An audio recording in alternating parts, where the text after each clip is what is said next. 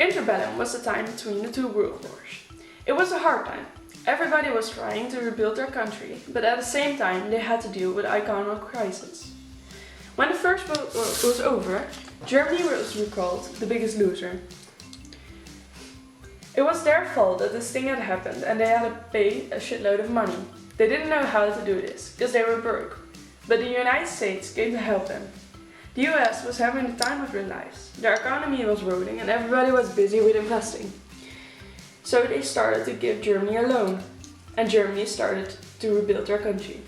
But not much later, the financial crisis started in the United States. They immediately stopped lending to Germany and Germany's economy fully collapsed. But after a bit of time, the United States got their shit together, and especially during the Second World War, their economy started to function again. After the Second World War, you might know how that one ended, was Germany again recalled as the big loser. Germany was split into two pieces. The Western Bloc, led by America, France and Great Britain, and the Eastern Bloc, led by the Soviet Union. There was a sort of tension between the two blocs. Those tensions never endorsed as an actual war. They were just bragging about the amount of weapons they had. But as you might understand, the people were still scared. They were afraid that those tensions would start a new war. The tensions became more clear because of the split of Germany, because the two parts of Germany, and especially the two parts of Berlin, didn't develop equally. So as you might understand, it was a time full of tensions and drama. There was it for the history, your turn fresh. Hi, I'm Francis Scott Fitzgerald. I've lived from 1896 until 1940, and I'm here to tell you something about my novel, The Great Gatsby, one of the biggest modern English works. The Great Gatsby was released in 1925. I've put in a lot of time and hard work in this novel because I wanted to get famous with this work. It took me 3 years to write it. The story plays on Long Island, New York in 1922, also known as the Roaring Twenties. Sadly, the book became a success after my death in 1945. They made several films of it and even a musical on Broadway. The story is about Nick Carraway, who decides to move from the west of the US to East Egg in the east. A niece of Nick, Daisy, lives together with her husband Tom in West Egg, and they invite Nick to come over. He meets Jordan there, a pretty golf player, who tells him that she thinks that Tom has an affair. When Nick tells her where he lives, she asks him if he knows Jay Gatsby, the man who lives in the enormous house next to Nick.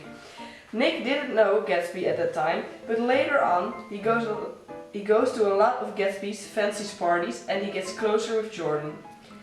Gatsby is a very mysterious person, no one exactly knows who he is, and Nick gets more and more curious. Nick slowly gets to know Jay Gatsby.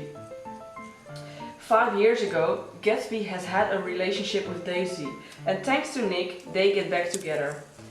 One day, Nick, Jordan, Tom and Daisy go to New York together. Tom finds out about the affair between Daisy and Gatsby, and he forces her to choose between him and Gatsby. Daisy can make a choice and goes home with Gatsby, with Tom's car. Nick, Jordan and Tom follow her and see that some kind of car accident has happened. It turns out that Myrtle Wilson has been collided by Gatsby and Daisy, the woman with whom Tom had an affair. Myrtle's husband is out of control and kills Gatsby and later on himself. Nick organizes Gatsby's funeral, but almost no one shows up. Daisy and Tom have disappeared and Nick decides to go back to the West. That's the story of The Great Gatsby.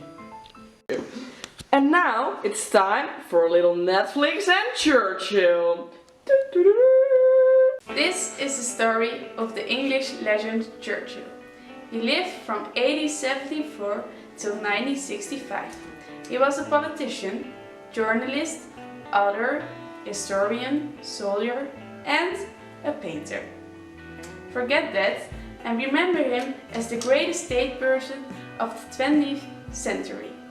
He has an all-round career, but he is the most famous because of his premiership. But now is the question, What is Churchill to do with the English literature? Well, he wrote books, and some more books. His books were a lot of biographies and stories about the war. In 1998, Churchill's work, The Second World War, was released. In 1953, he received the Nobel Prize for Literature for this work. Churchill was for the English people a really inspiring person, especially in the times of war. His most famous words were the first words he said as premier. I have nothing to offer but blood, toil, tears and sweat. Alfred Joseph Hitchcock was the best film director ever. His career lasted longer than 50 years. He had success with nude films and regular films. His most famous genre was thriller. From the late 20s, Hitchcock started making thrillers in a high speed. His highlights were Blackmail, the first movie with sound, The 39 Steps and The Foreign Correspondent, the first movie about the Second World War. All these movies made Hitchcock to the most successful British director, and soon he had offers from Hollywood. In 1940 he left to the United States. His first Hollywood movie was an immediate success. The thriller Rebecca won an Oscar for the best movie.